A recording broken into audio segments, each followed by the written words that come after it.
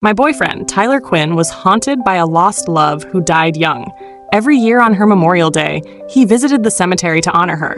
He treated her parents better than his own. I reached my breaking point. One day, I picked a random gravestone and right in front of him, sobbed my heart out. I claimed he was my ex, gone for years. Now we were even. Tyler stared at the gravestone, stunned.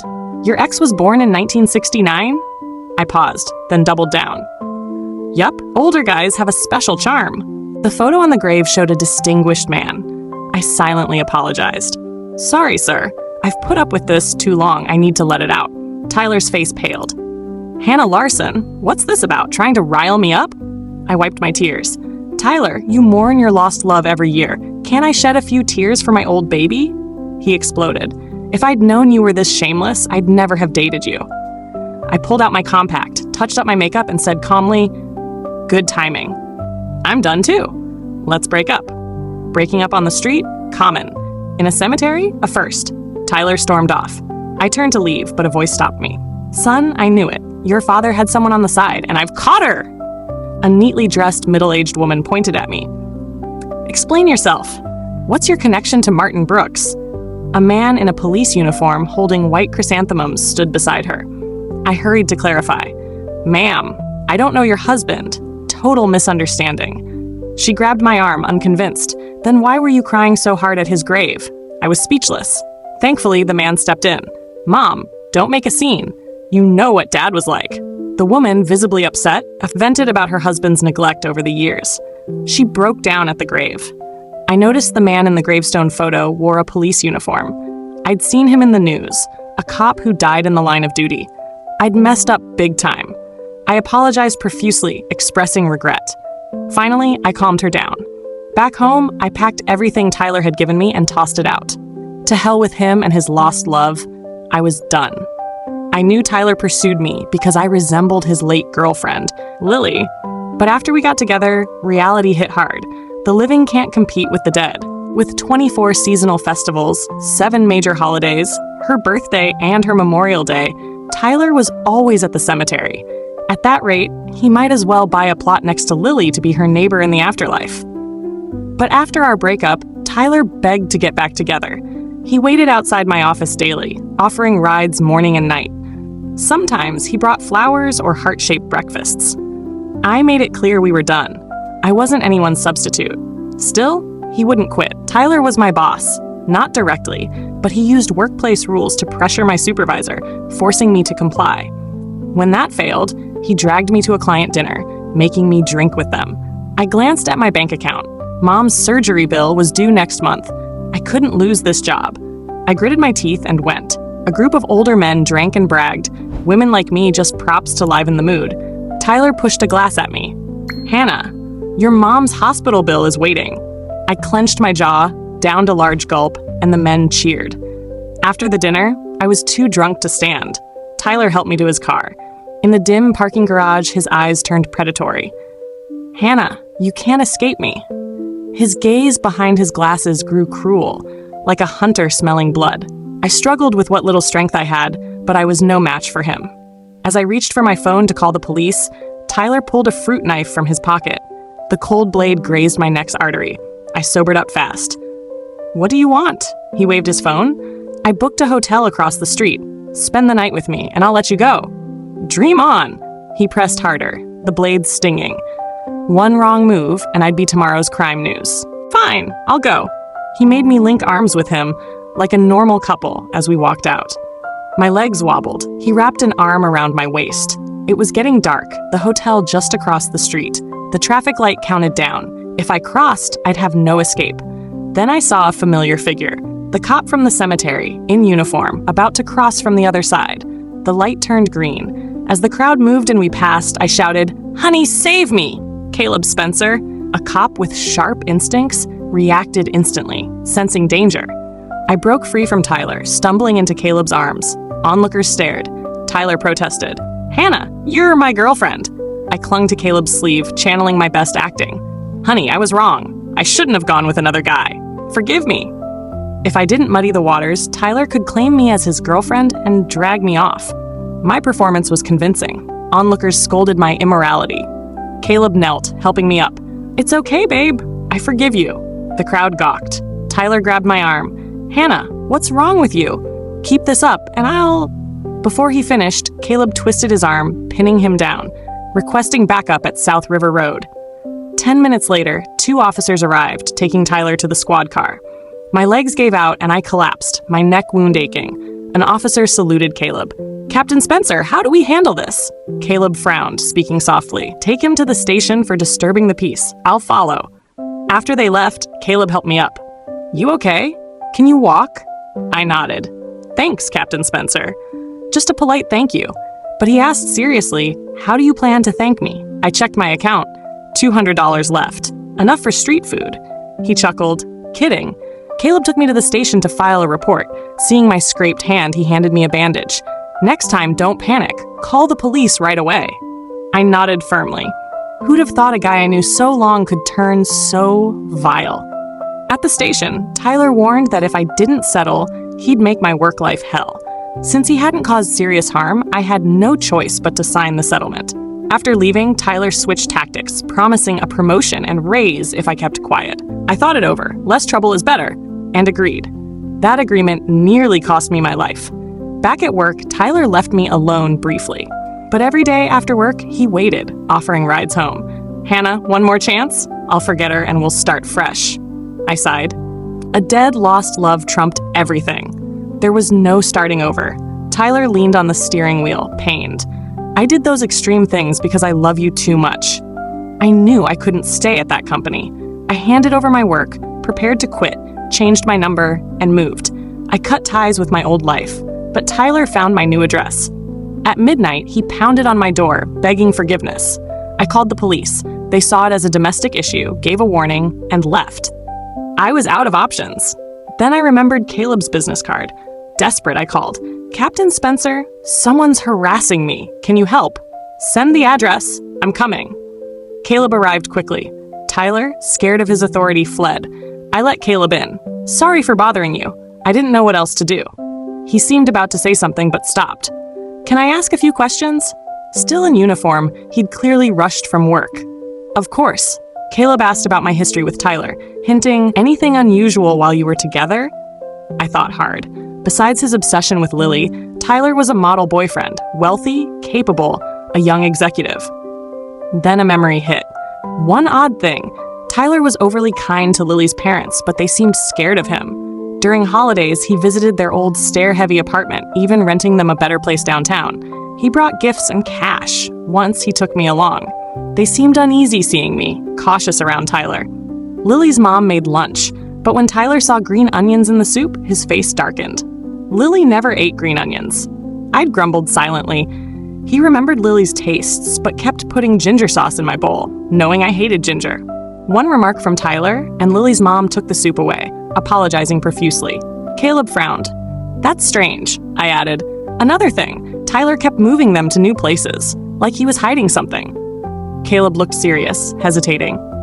Prepare yourself for what I'm about to say. He pulled a document from his folder. This photo's from the dance studio where Lily died.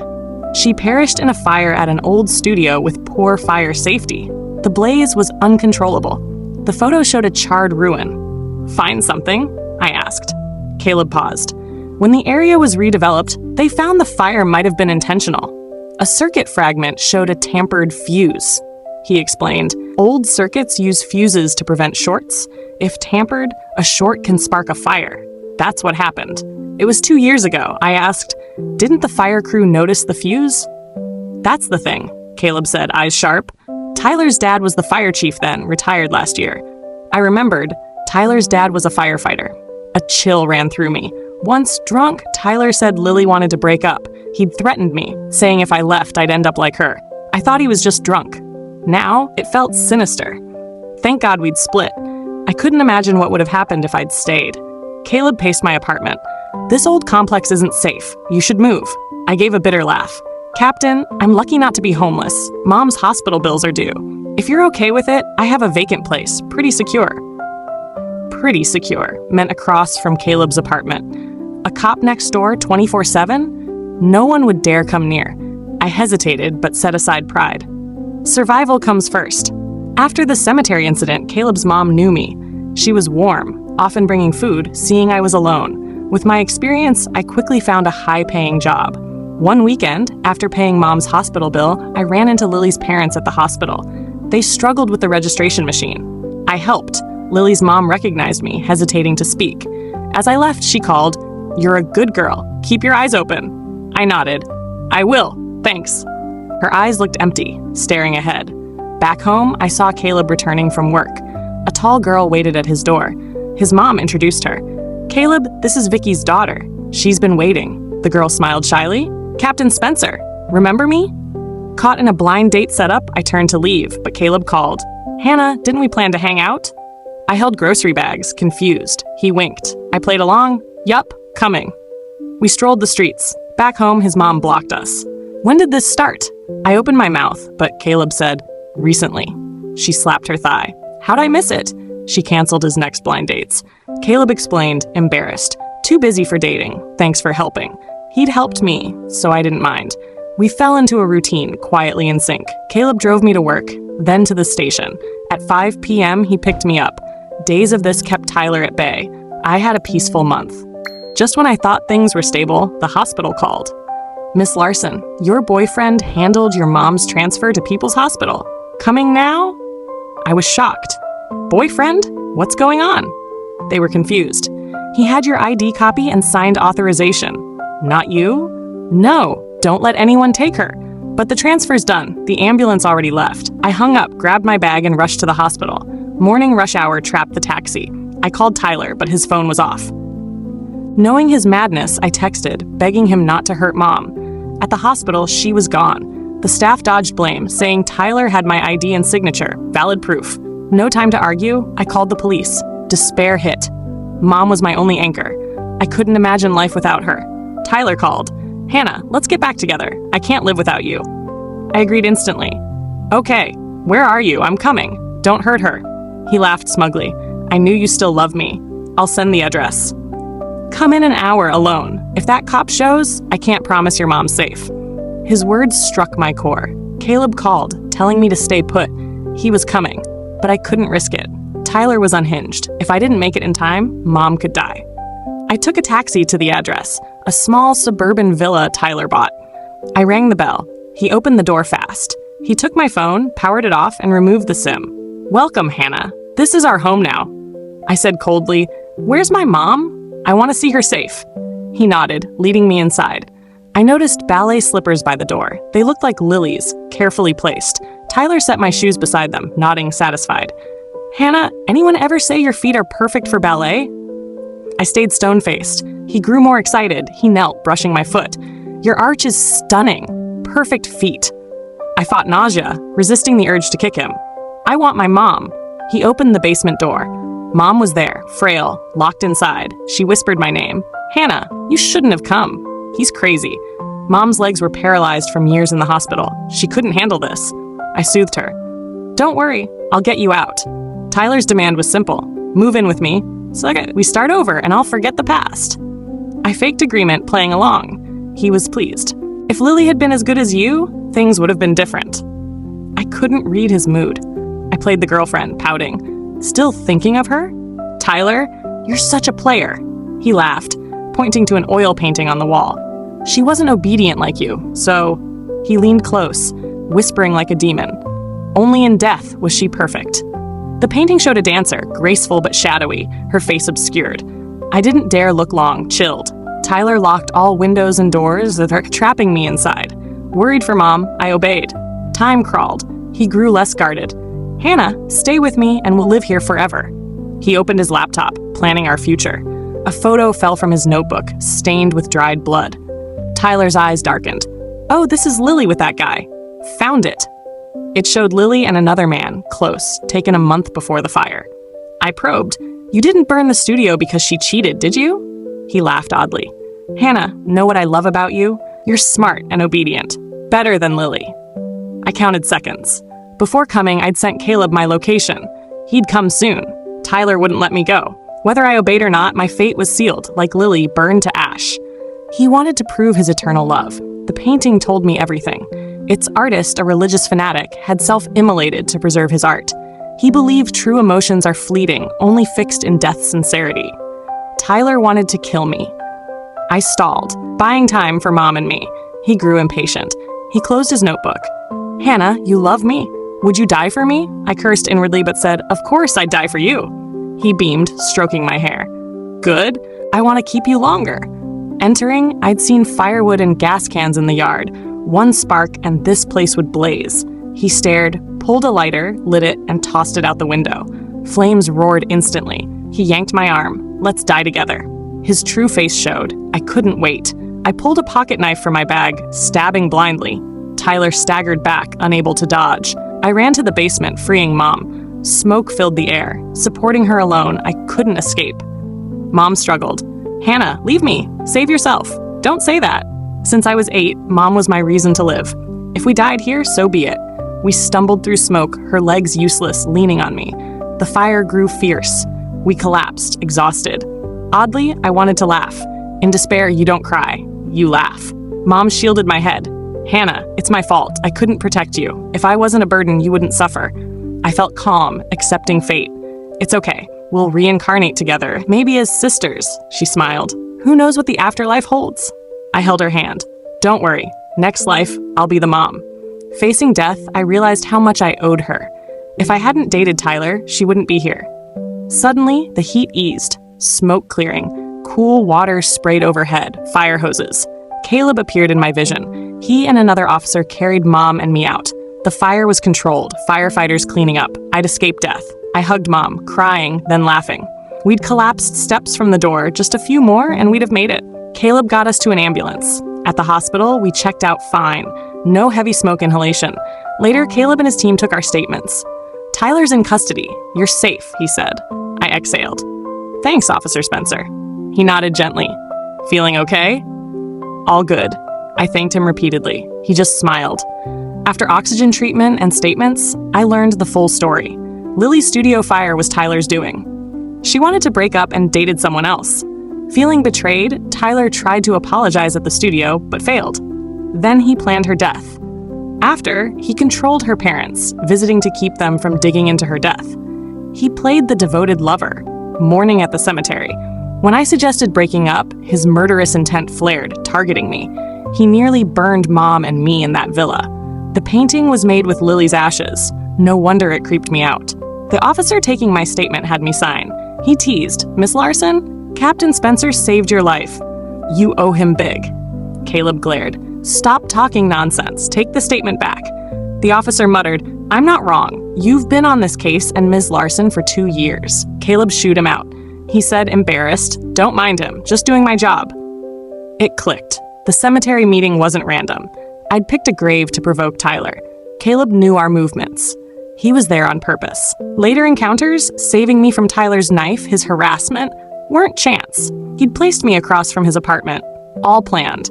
Caleb admitted, the studio fire seemed suspicious. He investigated, finding weak evidence, not enough to charge Tyler. But he saw Tyler's motive. He watched me, a careful cop, noting case details, saving me just in time. When you broke up with Tyler, I sensed trouble. Didn't expect him to go this far. Before his madness showed, Tyler was a great boyfriend, but his controlling love turned deadly. I was too careless to see it. Caleb's mom visited me in the hospital, holding my hand. Poor girl, caught in such a mess. She was tough but kind, not mad about Caleb using me to dodge a date. She sighed. "When will my son settle down? Must be bad ancestral graves. At the next festival, I'll get a feng shui expert to move them." Caleb groaned. "Mom, leave the graves alone." She snapped. "Your dad's not helping you marry from the afterlife. It's his fault." She added, "There's a plot next to your dad's. I'm buying it to move his grave." "Wait, next to Lily's?" I glanced at Caleb. He nodded subtly. We stayed quiet. That plot was reserved. Tyler's doing, likely for me. He wanted to kill me, to join Lily. I grabbed his mom's hand. "Ma'am, no need to move the grave. Caleb and I are dating." She froze, then slapped her thigh. "Makes sense. His room's full of your photos. Can't be nothing." "Mom, those are case files," Caleb said. Sunlight streamed in, bathing his uniform, highlighting his strong, honest face. For 2 years, Caleb was there, unnoticed. My feelings for him sparked suddenly. He looked surprised but smiled warmly. He had a quiet strength, unassuming but there when I needed him. It felt safe. Our families were thrilled. Mom, after the ordeal, loved that I dated a government-employed cop who passed national exams. She said, "Out there, people are unreliable. Caleb's a public servant. Stick with him." Tyler, in jail, kept asking to see me. Post-hospital, I visited once. He was gaunt, staring with a haunting smile. "Hannah, you're lucky someone saved you." "Yup, unlike you, spending your life in prison." He laughed carelessly. "Too bad you didn't die. That grave's still empty." "No worries, it's yours. You'll need it soon." He grinned, still sharp as ever. I ignored him, leaving. He added, "That day at Southside Cemetery, I planned to kill you. Tools were ready. If not for that cop, you'd be gone." A chill hit. That day, I'd pushed for a breakup. He'd planned my murder. I left the prison fast. Lily's parents visited me later. They thanked me for getting justice for their daughter, living in fear and pain for years. Tyler's dad was arrested for falsifying evidence in the fire. His mom, unable to cope, left the city. Justice was served. Things were good. 6 months later, Caleb and I decided to marry. It sounds odd, but everything felt natural. He knew me, sometimes better than I knew myself. He even knew I bought Basque cake every Friday. "After you dated Tyler, I tracked your moves," he said. He'd known me long before. I teased, "Fell for me back then?"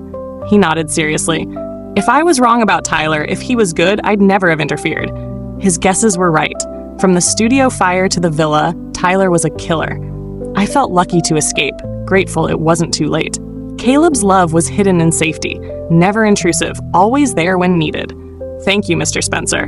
He was fate's gift to me, like that day on the street when I called Honey for help. Now, it was real.